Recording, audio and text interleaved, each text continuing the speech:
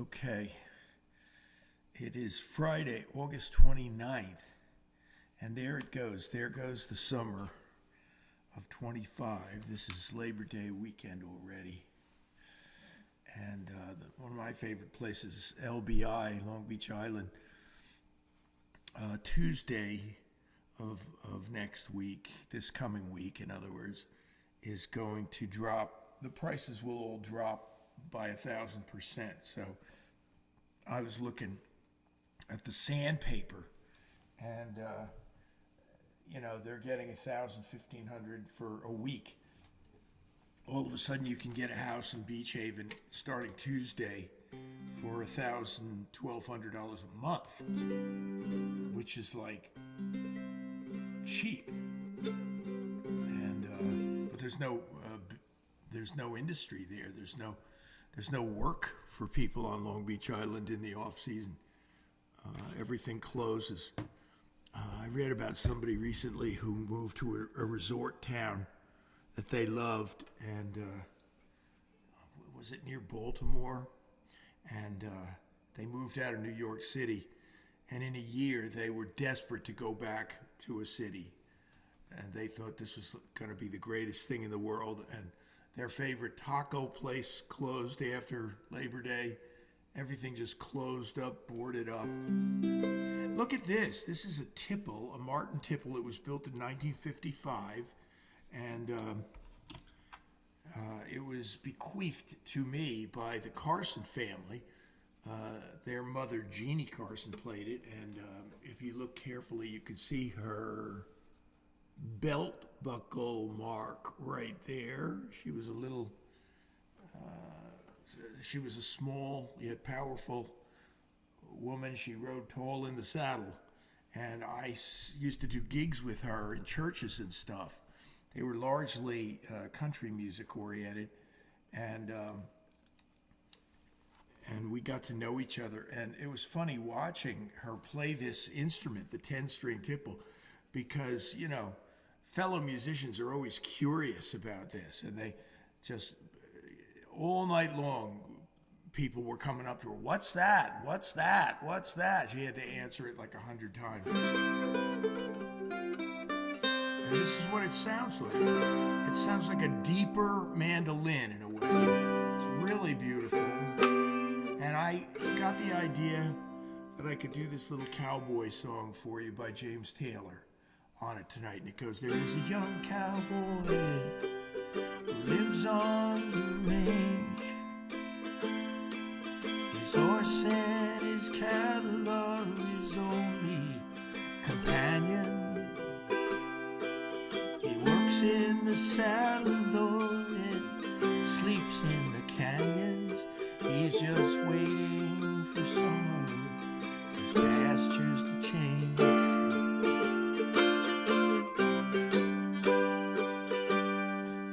And as the moon rises, he sits by his fire, just thinking about women and glasses of beer, and closing his eyes as the doggies retire, sings out a song which is soft but it's clear, just as if maybe someone could hear.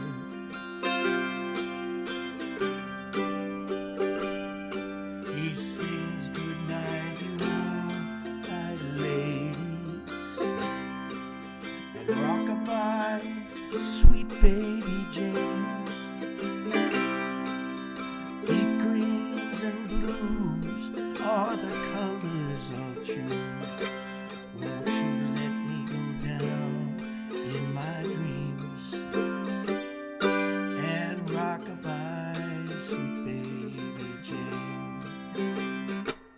Well, the 1st of December was covered with snow. Yes, and so was the turnpike from Stockbridge to Boston.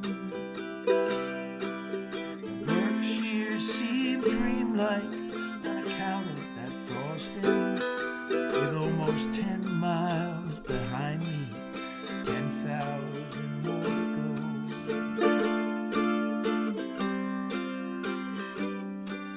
There's a song that they sing when they take to the highway. A song that they sing when they take to the sea. A song that they sing of their home in the sky. Maybe you can believe it.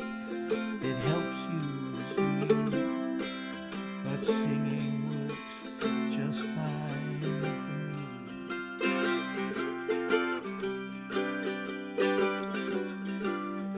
Good night, you moonlight ladies, and rockabye old sweet baby Jane. Deep greens and blues are the colors I'll choose. Won't you let me go down in my dreams and rockabye sweet baby Jane.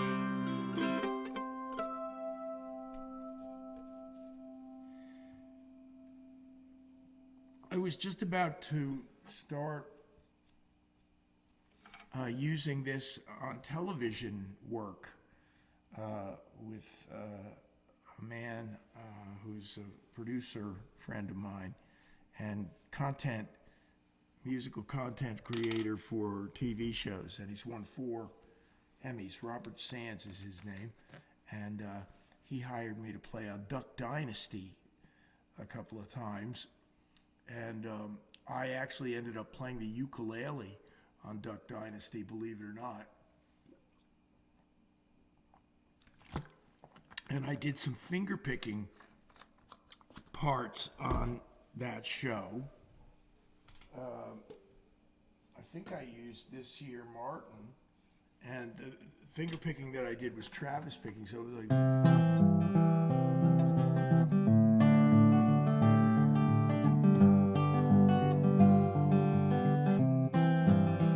So if you ever heard anything like that on Duck Dynasty,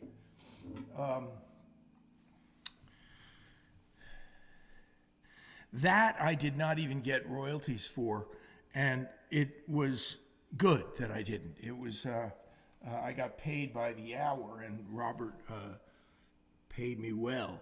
I had some songs on TV on other occasions. I had my Christmas album was on a cooking show, Chopped. You may have heard of it. And Chopped was playing my version of God Rest Ye Merry Gentlemen. I didn't even know about it. And it was, while people were walking down the hall, one of my students who must have had the eagle ear of all time, and that's an invention that I just made up. There's no such thing as an eagle ear. But he heard it and told me about it, and sure enough.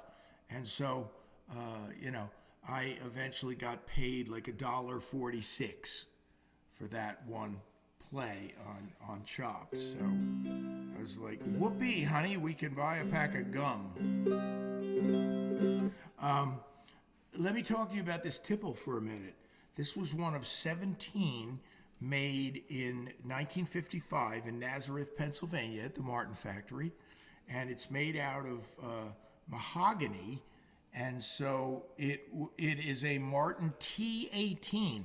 The 18 is the number that delineates it as being a mahogany instrument. They also made a T28, just like a Martin D28 guitar. And,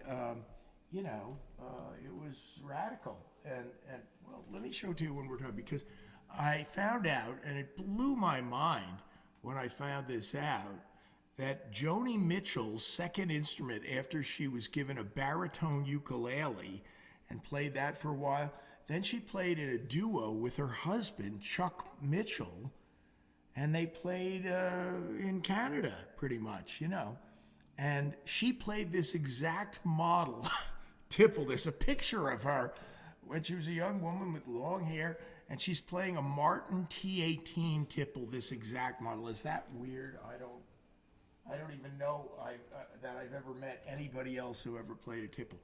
I'm going to play something up front here, and I do have some originals and some blues. A great song, recorded and covered many times by various people, including Sting. And it was written by the great Bill Withers, who was working for the airlines. He installed bathrooms on 747s.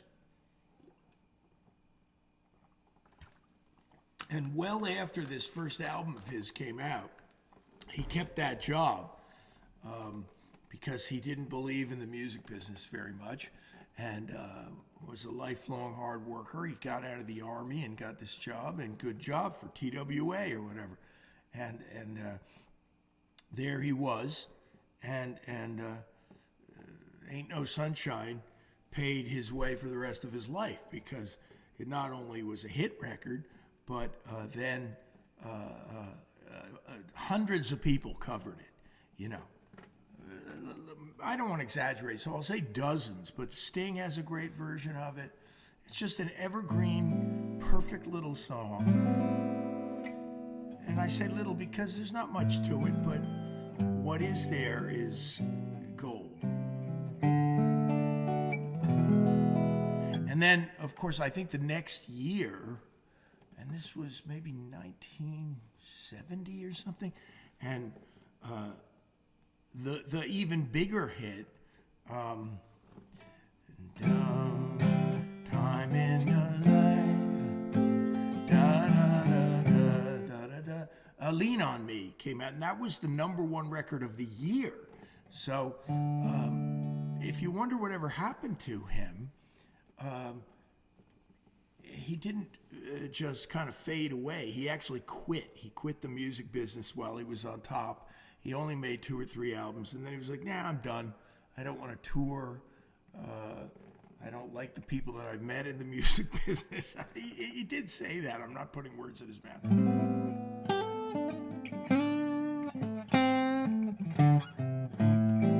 By the great Bill Withers.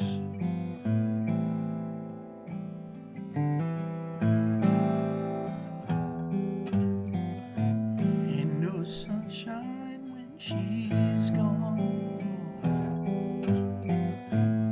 It's not warm when she's away.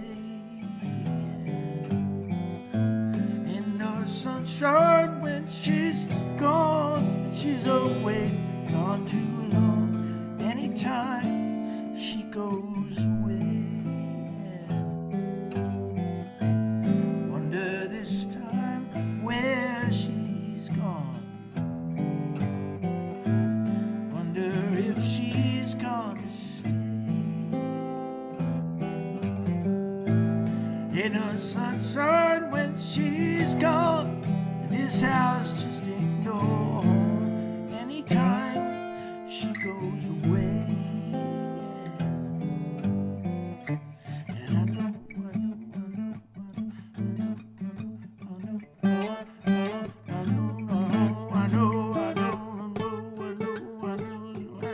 shut up when I need her there alone. Ain't no sunshine when she's gone.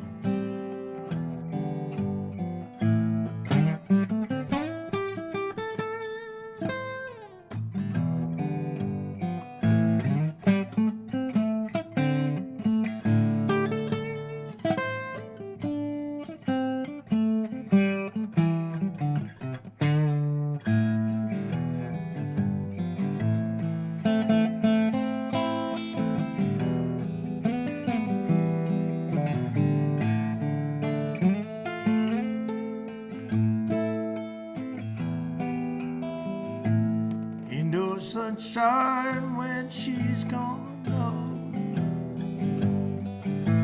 Only darkness every day.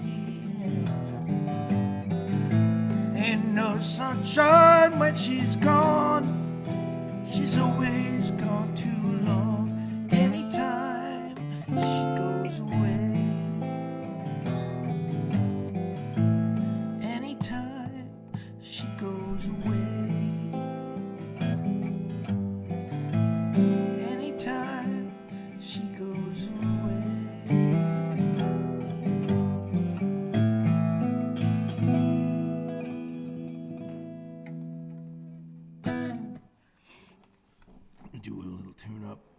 on this baby here. This is Diana, this guitar. I'm going to pull out my Les Paul, whose name is Scarlet.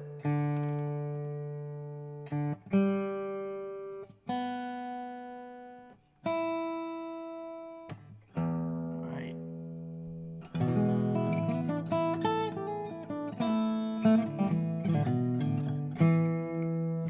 And,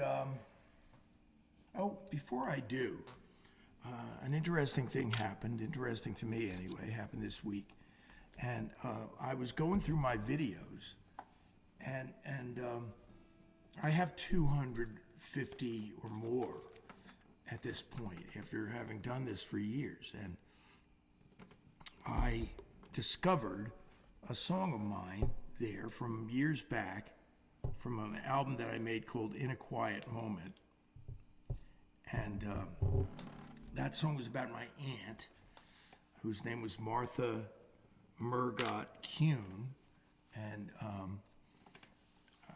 I'm not going to get into the depth and meaning of all this in my life, but when she and my uncle and my 6 cousins were killed in a plane crash on their way to a Bible camp when I was a young man, and I will tell you that was a crossroads moment in my life, and I realized in retrospect that it could have destroyed our family, or the other choice was it could have made us stronger, and that's what it ended up doing.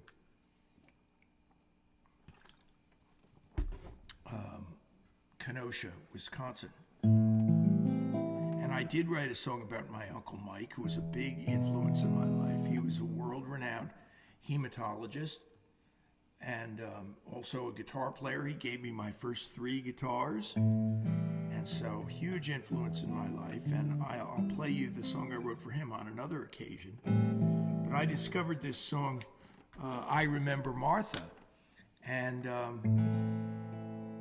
it's kind of a different kind of a Christian song. It's not the usual kind of praise and worshipy thing or whatever. And I don't want to get, in this state of mind, but I'm not a big fan of Christian music, to tell you the truth. And I won't go into all the reasons, but anyway, for me, this is what I wanted to say about my aunt. It's called I Remember Martha. It's actually done on the keyboard, but I'll do it on my Martin tonight. And then when I posted this video this week, it's an old video, but it wasn't public, I noticed. I had it unlisted. And happily for me, and this doesn't happen all the time, but it kind of took off this week. So overnight, it's gotten 369 views. It had 7 views or something because it was private and unlisted. So I'm glad to know that people are enjoying it. And if you're interested, maybe I'll put a link to it or something. But check it out. The recording is something I'm proud of. Is that the right word? Maybe I should say I'm happy with it. I remember Martha, my father's only sister, who was the first one to tell me, keep your eyes on the Lord. Disorganized and focused, somehow at the same time. I remember Martha on the days when I'm down, and as I read the Bible, I think of Mary's sister, who felt forsaken and forgotten as she served all alone, while Mary sat with Jesus and heard the truth at his feet.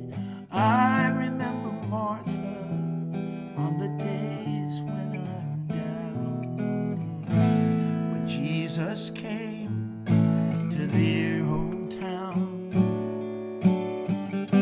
to teach and heal and save.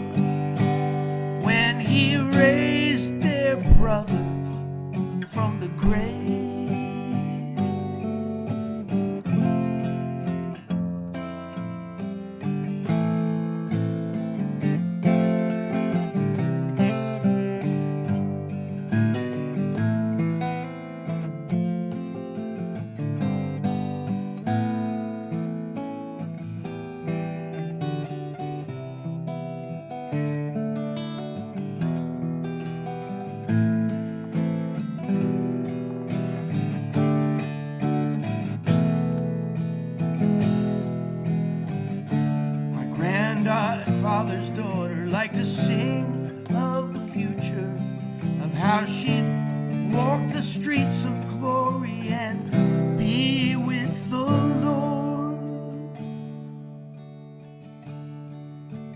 I have a lot to tell her when I see her again, yeah. I remember Martha on the days when I'm down.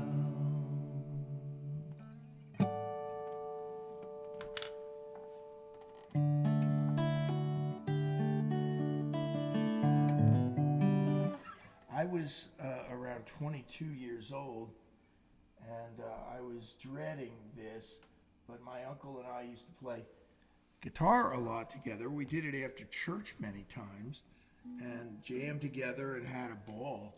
And so guitar was a big part of his life. So naturally, they asked me to play guitar at his funeral, which was in North Plainfield, New Jersey, I think, at a huge church. There was about 1,000 people there. This was covered by the TV stations in Manhattan, the New York Times, the Daily News. It was a huge accident, and he was well known. I thought, if I can get through this gig, I can get through anything, because I was sitting right next to 7 caskets. There were 8 people, and my cousin Christine, who was an infant or a baby, she had just been born a couple of months earlier, and she was buried with my aunt. It's not unusual. I'm sure you folks all have your stories about things that have happened to you in your life that have changed the course of your life. I'm last night going through some of the songs I've written in the last year, and I wrote this last October, I believe, and it's a candidate for my blues album that I'm going to make as I get it together here. And I'm playing my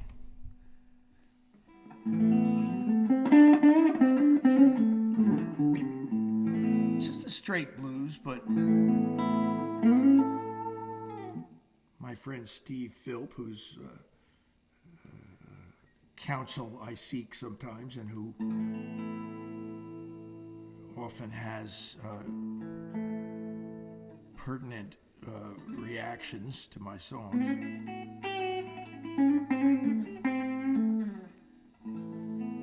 I don't remember what he said about this. I'm confusing it with another song. It was about, I wrote another song. And I'm really only interested, friends, in doing really deep blues, you know. I don't like jokey blues. What is going on with this effing thing? Beautiful, isn't it? To sing a religious song and then swear.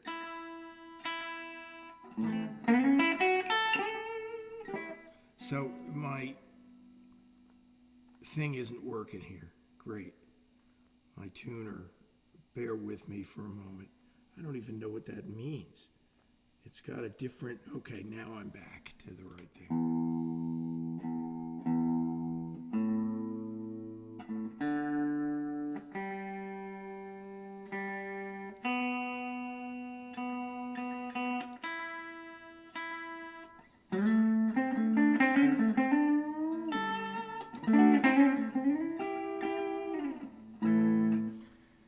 This song is called This. When I take my last breath, I will think of you. When I take my last breath, I will think of you. When I close my eyes, I will see you.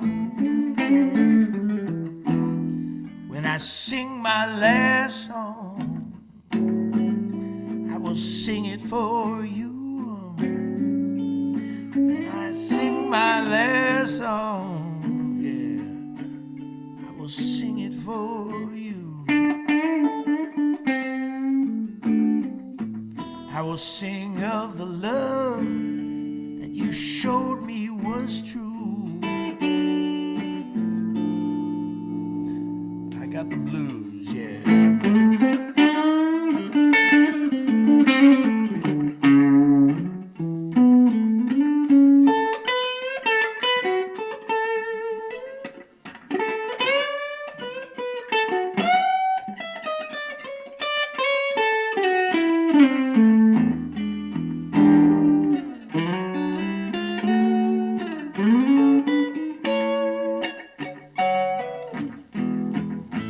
When I pray my last prayer, I will pray it for you.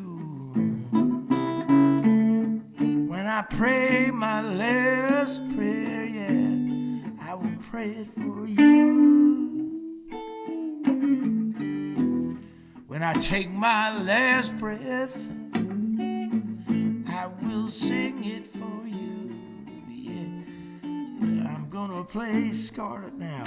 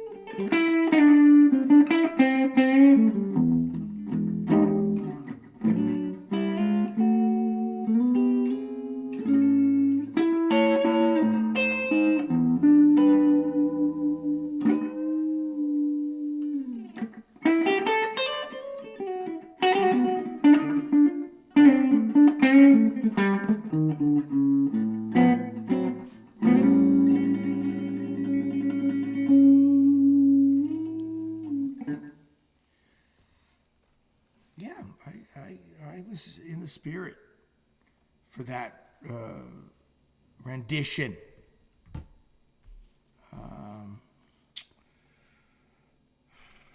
You know, I learned, like so many other among us, Beatles fans and non-Beatles fans, but when you watch that special, that Disney thing that was like 8 hours long, it was way too long, but in any event, you saw some revealing things, right? And George was coming into his own as a songwriter during that period, and yet the other guys, I mean, when I say the other guys, John and Paul, not Ringo, but the other guys seemed rather unimpressed by something, and they seemed even impatient with it in a way. And he kept saying, I just can't get this opening line. Something in the way she moves attracts me like, and you know what? Once you know the song, it's just like, what's confusing about that? How hard is that to fill in? It's got to be attracts me like no other lover, or like a, yeah, it's a little awkward construction to try to fill. But John gave him the advice, do you remember this? And John said, well, just keep substituting words. And so John, of course, in his nutty way, he says, attracts me like a pomegranate. And so George was singing that and cauliflower and all these ridiculous things. And we're just watching him go, George, like no other lover. It's so obvious. And who knew that he didn't really have the whole first verse in his head? That song went to #1, and it was huge. And so it was redeeming for George as a writer, you know what I mean? And then to ultra redeem it, you remember, or maybe you don't, that Frank Sinatra called it the best love song of the last 50 years. And he was into it. and ended up wanting to meet George. And George and Patty drove to Palm Springs and spent the weekend with Frank and Barbara. If we could only be a fly on the wall during that weekend. And I have had a funny relationship with the song. I never liked it that much for years. And it's grown on me now. Something in the way she moves attracts me like no other lover. Something in the way she woos me. I don't want to leave her now. You know I believe in how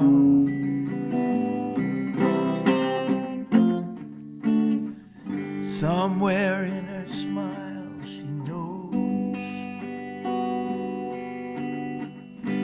that I don't need no other lover. Something in her style that shows me I don't want to leave her now. You know I believe in how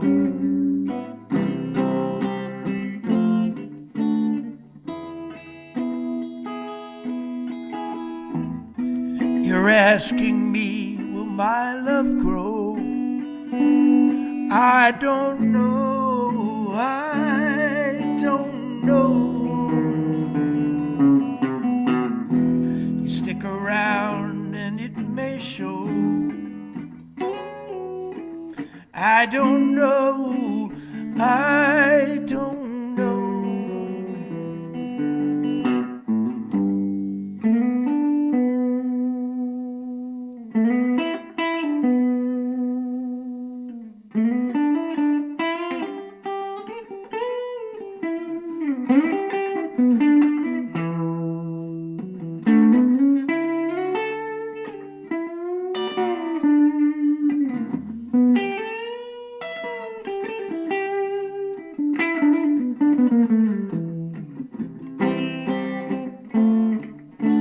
Something in the way she moves, and all I have to do is think of her.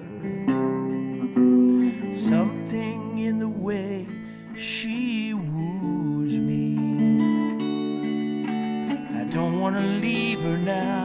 You know I believe in how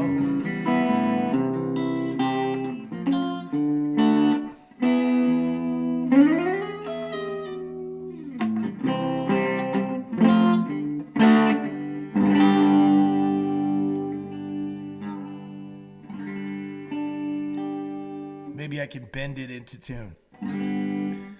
This is a pretty good Les Paul. It stays in tune, but to play a whole song with all the chords and all the leads, that's a challenge for a guitar and for a guitar player.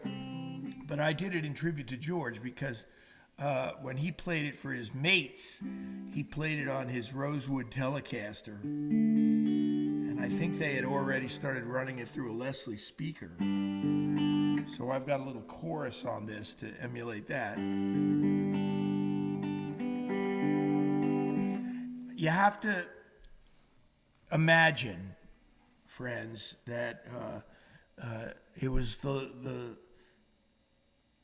bridge that really impressed Frank Sinatra with its plain spokenness. He was used to the 30s and 40s writers who were, great writers, Gershwin and all of them, and even later Stephen Sondheim. But they sometimes were a little bit gushy about how much they loved this woman or man, and yet George Harrison, one of the most plain-spoken, unpretentious, and honest people who ever became a superstar. What does he say in the bridge? You ask me if my love will grow? I don't know. And I don't know. that's about as honest as it gets, folks. And and then Frank Sinatra famously, and I love Sinatra, so don't get me wrong. I adore his records. He was a master, and I still listen to a lot of his records. But when he did that bridge and went, "You ask me if my love will go, I don't know. You stick around, Jack. It may show." I was like, "Oh no, really?" Jimmy Webb, the great songwriter, heard that Sinatra was going to record MacArthur Park. And, MacArthur Park is a controversial song in a way, isn't it? And the sweet green icing flowing down from leaving a cake out in the rain, that was, something that not everybody loved that. So he's all excited. I guess he's telling, hey, Sinatra's going to record MacArthur Park. So Sinatra did record it on that album Trilogy, which had these beautiful string arrangements, and it was really an upgraded kind of sound from his 40s records. Even his 50s records didn't sound as good as this 70s record, Trilogy. And there he was, and he ended up, the song comes in, there will be another of me, and I will take it. I will drink the wine while it is warm. And what he did was he only recorded the bridge of the song MacArthur Park. And then it was over. It was a long enough bridge that he could kind of cobble together a song out of it and make an arrangement. And Jimmy must have been like, oh, I guess he didn't like the rest of the song. And he probably didn't like the rest of the song. Okay, I've got a new song that I wrote this week. And bear with me. But it's another spiritual song. And I'm in that state of mind these days. So maybe you can relate. And where's my song list here? Damn it! Oh gosh. Good, Chip. Yeah, swear while you're about to do this religious song. Again, I'm trying to get back to the essence of the blues, the essence of my guitar playing. I have really dedicated myself in the last 15 years, after 50 years or so of playing the blues. And I finally said, I'm going to do it. I'm really going to dedicate myself to it. So the last 15 years I have been. I've taken lessons with the likes of David Spinoza. I've studied the greats.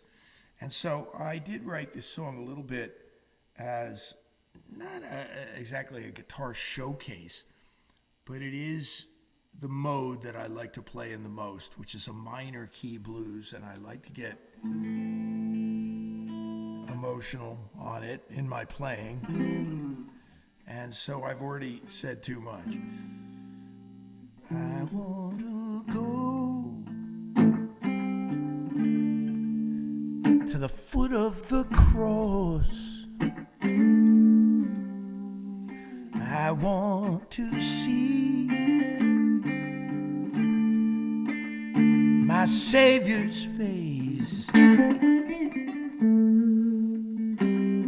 I want to fall to my knees at the foot of the cross. I want to be at the foot of the cross. I want to feel the earth shake and move. I want to be there at the foot of the cross.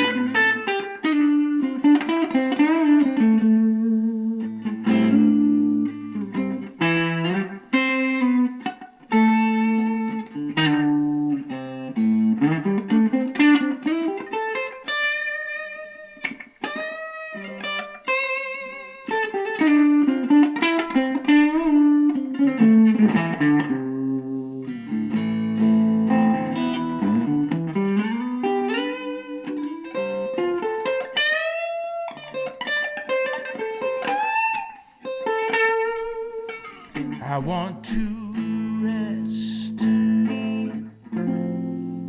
at the foot of the cross, yeah.